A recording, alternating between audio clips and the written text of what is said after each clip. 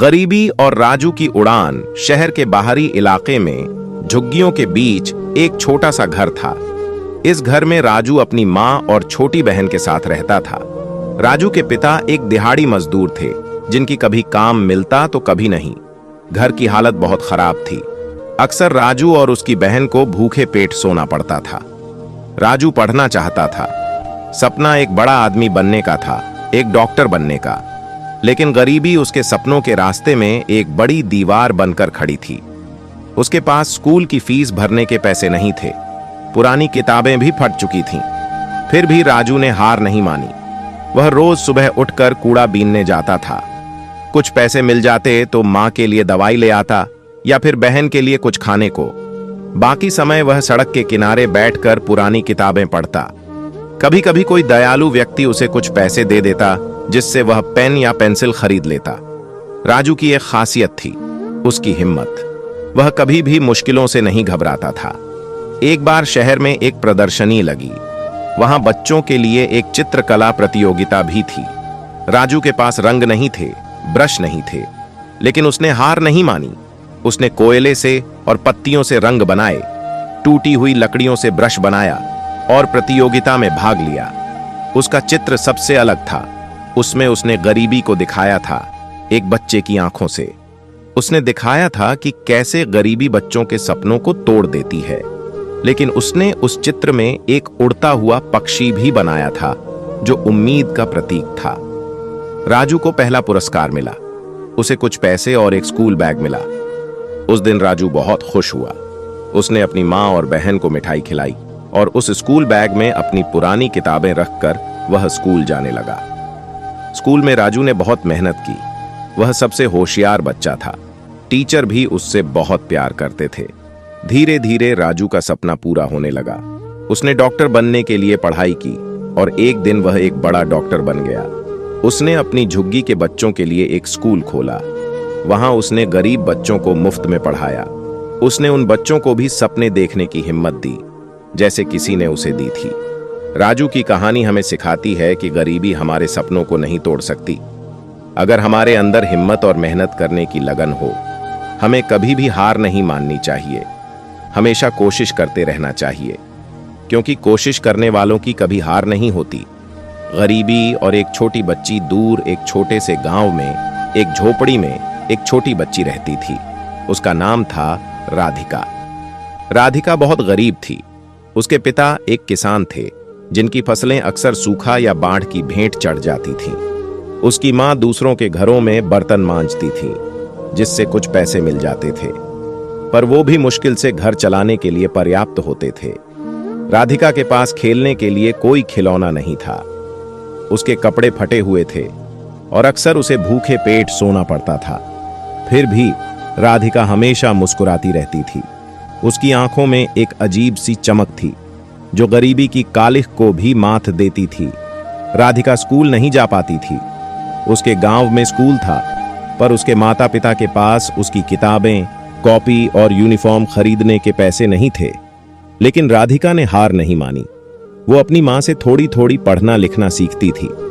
गांव के बच्चे जब स्कूल जाते थे तो राधिका दूर से उनकी बातें सुनती और घर आकर उन्हें दोहराती। उसकी याददाश्त बहुत तेज थी। एक बार सुनी हुई बात उसे आसानी से याद रह जाती थी। एक दिन गांव में एक मेला लगा। दूर दूर से लोग आए थे। तरह तरह की दुकानें सजी थीं। बच्चों के लिए झूले थे, खिलौने थे, मिठाइयां थीं। राधिका भी मेले में जाना चाहती थी, पर उसके पास एक पैसा भी नहीं था। उसने अपनी माँ से कहा, माँ, क्या मैं मेले में जा सकती हूँ? माँ ने उदास होकर कहा, बेटी, हमारे पास तो पैसे नहीं हैं, तू कैसे जाएगी? राधिका उदास हो गई। फिर उसने एक उपाय सोचा। वो घर से एक पुराना कपड़ा लेकर आई, जिस पर कुछ फूल बने हुए थे। उसने उस कपड़े को धोया, सुखाया और उस पर रंग बिरंगे धागों से कढ़ाई की।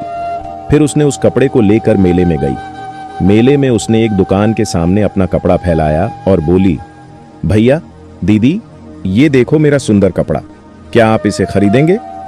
कुछ लोग रुके। उन्होंने राधिका के कपड़े को देखा। किसी ने उसे 1 रुपया दिया, किसी ने 2। धीरे धीरे राधिका के पास कुछ पैसे जमा हो गए। उसने उन पैसों से अपने लिए एक छोटी सी मिठाई खरीदी और अपनी माँ के लिए कुछ फल। जब वो घर पहुंची तो उसकी माँ बहुत खुश हुई। उसने राधिका को गले लगाया और कहा, मेरी बच्ची, तू कितनी समझदार है, तूने आज मुझे भी खुशी दी। उस दिन राधिका ने एक बहुत बड़ी बात सीखी। उसने सीखा कि अगर मन में लगन हो और मेहनत करने की हिम्मत हो तो गरीबी भी रास्ते की रुकावट नहीं बन सकती। उसने यह भी सीखा कि खुशी पैसों से नहीं बल्कि प्यार और मेहनत से मिलती है। और सबसे बड़ी बात उसने यह सीखी कि कभी हार नहीं माननी चाहिए, हमेशा कोशिश करते रहना चाहिए। गरीबी और गौतम बुद्ध। एक कहानी एक समय की बात है। गौतम बुद्ध एक गांव में उपदेश दे रहे थे। लोग दूर दूर से उनकी बातें सुनने आ रहे थे। गांव के रास्ते के किनारे एक गरीब आदमी बैठा भीख मांग रहा था। वह लोगों को बुद्ध के पास जाते हुए और उनकी बातें सुनकर खुशी से लौटते हुए देखता था। एक दिन उस गरीब आदमी ने सोचा, मैं भी बुद्ध के पास जाकर अपनी गरीबी का कारण पूछता हूं। वह बुद्ध के पास गया और उनसे पूछा, भगवान, मैं इतना गरीब क्यों हूं? बुद्ध ने उस आदमी से कहा, तुम्हारी गरीबी का कारण तुम्हारा अज्ञान है। तुम अपने भीतर के धन को नहीं पहचानते हो। गरीब आदमी ने आश्चर्य से पूछा, भगवान, मेरे भीतर कौन सा धन है? बुद्ध ने कहा, तुम्हारे भीतर प्रेम, करुणा और ज्ञान का धन है। तुम इन गुणों का उपयोग करके अपनी गरीबी को दूर कर सकते हो। गरीब आदमी ने कहा, भगवान, मैं इन गुणों का उपयोग कैसे करूं? बुद्ध ने कहा, तुम अपने प्रेम से दूसरों की सेवा करो, अपनी करुणा से दूसरों के दुखों को समझो और अपने ज्ञान से सही मार्ग चुनो। गरीब आदमी ने बुद्ध की बातों को समझा और उनका पालन करने लगा। उसने दूसरों की सेवा करना शुरू कर दिया। उसने लोगों के दुखों को समझा और उनकी मदद की। उसने अपने ज्ञान से सही मार्ग चुना और मेहनत की। धीरे धीरे उसकी गरीबी दूर हो गई। वह एक समृद्ध और सुखी जीवन जीने लगा। इस कहानी से हमें यह सीख मिलती है कि गरीबी केवल बाहरी परिस्थितियों का परिणाम नहीं है, यह हमारे भीतर के अज्ञान और नकारात्मक विचारों का भी परिणाम है। यदि हम अपने भीतर के गुणों को पहचानें और उनका उपयोग करें तो हम किसी भी परिस्थिति का सामना कर सकते हैं और एक सुखी जीवन जी सकते हैं। गौतम बुद्ध की अन्य कहानियां।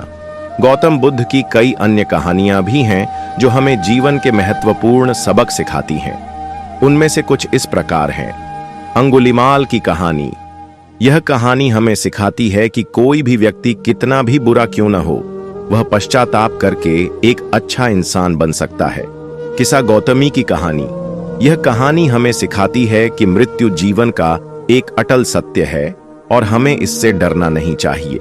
सरसों के दाने की कहानी। यह कहानी हमें सिखाती है कि दुख सार्वत्रिक है और हमें इससे निराश नहीं होना चाहिए। गौतम बुद्ध की कहानियां आज भी हमें प्रेरणा देती हैं और हमें एक बेहतर इंसान बनने का मार्ग दिखाती है। निष्कर्ष। गौतम बुद्ध एक महापुरुष थे जिन्होंने अपने ज्ञान और करुणा से दुनिया को एक नई दिशा दी। उनकी कहानियां और उपदेश आज भी हमें प्रेरणा देते हैं और हमें एक सुखी और समृद्ध जीवन जीने का मार्ग दिखाते हैं। गरीबी एक जटिल समस्या है जिसके कई कारण हैं और इसे पूरी तरह से खत्म करना एक बहुत बड़ी चुनौती है, लेकिन गरीबी को कम करने और इससे निपटने के लिए कई प्रयास किए जा सकते हैं। यहाँ कुछ सुझाव दिए गए हैं। 1. शिक्षा। शिक्षा गरीबी को कम करने का सबसे शक्तिशाली हथियार है। शिक्षित लोग बेहतर रोजगार और जीवन स्तर प्राप्त करने में सक्षम होते हैं। सरकार और गैर सरकारी संगठनों को शिक्षा को बढ़ावा देने के लिए काम करना चाहिए, खासकर गरीब और वंचित समुदायों में। 2. रोजगार। रोजगार के अवसर पैदा करना गरीबी को कम करने का एक और महत्वपूर्ण तरीका है। सरकार को ऐसी नीतियां बनानी चाहिए जो उद्योगों को बढ़ावा दें और रोजगार के नए अवसर पैदा करें। इसके अलावा गरीब लोगों को कौशल विकास प्रशिक्षण प्रदान करना चाहिए ताकि वे बेहतर रोजगार प्राप्त कर सकें। 3. स्वास्थ्य। स्वस्थ लोग अधिक उत्पादक होते हैं और बेहतर जीवन जीते हैं। सरकार को सभी के लिए सस्ती और गुणवत्तापूर्ण स्वास्थ्य सेवाएं सुनिश्चित करनी चाहिए। इसके अलावा गरीब लोगों को स्वास्थ्य बीमा और अन्य स्वास्थ्य योजनाओं के बारे में जागरूक करना चाहिए। 4. सामाजिक सुरक्षा। सरकार को गरीब और वंचित लोगों के लिए सामाजिक सुरक्षा योजनाएं चलानी चाहिए, जैसे कि पेंशन, बेरोजगारी भत्ता और खाद्य सुरक्षा योजनाएं। ये योजनाएं उन्हें जीवन की मूलभूत आवश्यकताओं को पूरा करने में मदद कर सकती हैं। 5. उद्यमिता। उद्यमिता को बढ़ावा देना गरीबी को कम करने का एक और महत्वपूर्ण तरीका है। सरकार को छोटे व्यवसायों को शुरू करने और चलाने में लोगों की मदद करनी चाहिए। इसके अलावा गरीब लोगों को वित्तीय सहायता और प्रशिक्षण प्रदान करना चाहिए ताकि वे अपने स्वयं के व्यवसाय शुरू कर सकें। 6. लैंगिक समानता। महिलाओं को पुरुषों के समान अवसर प्रदान करना गरीबी को कम करने का एक महत्वपूर्ण तरीका है। महिलाओं को शिक्षा, रोजगार और संपत्ति के अधिकार मिलने चाहिए। इसके अलावा महिलाओं के खिलाफ हिंसा को खत्म करना चाहिए। 7. भ्रष्टाचार। भ्रष्टाचार गरीबी को बढ़ाता है।